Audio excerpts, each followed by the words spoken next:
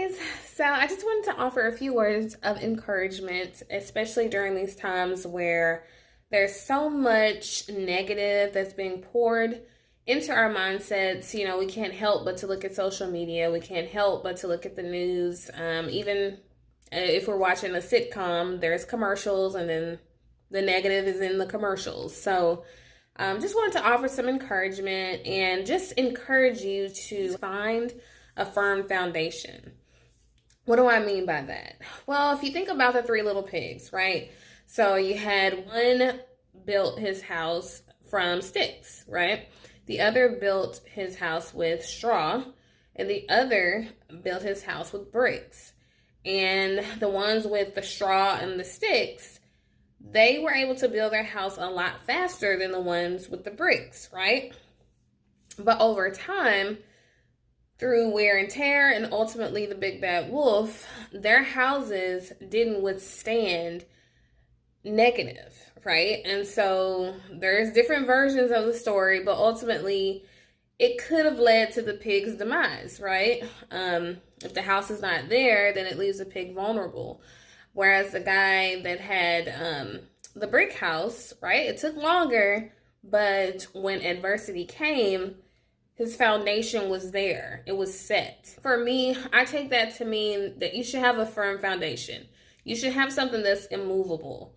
So when adversity comes, when life comes, then you can hold true to that foundation.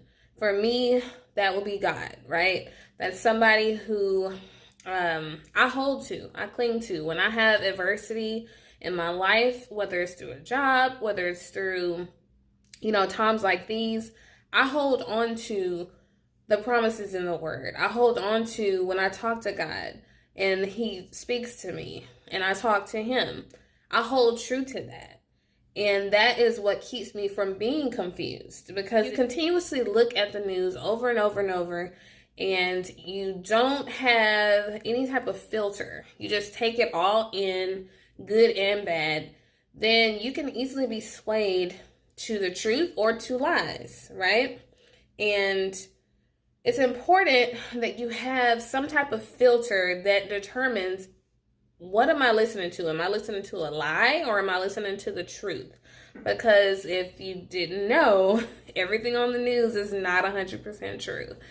So if somebody tells you, washing your hands is bad for you, you're going to be like, you're not smart. Because washing your hands is absolutely good for you, right?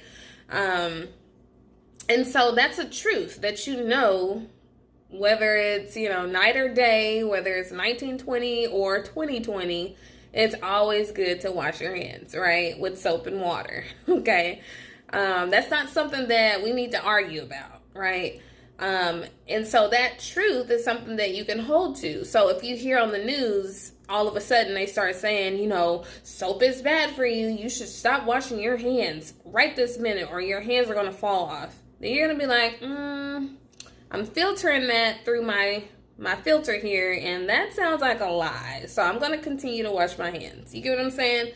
And so I feel like a lot of things that are being perpetuated through the news, through social media, through word of mouth, is not always going to be in your best interest to follow. And so I just pray that you find something that is immovable that you can produce as a foundation, something that you can stand and hold true to.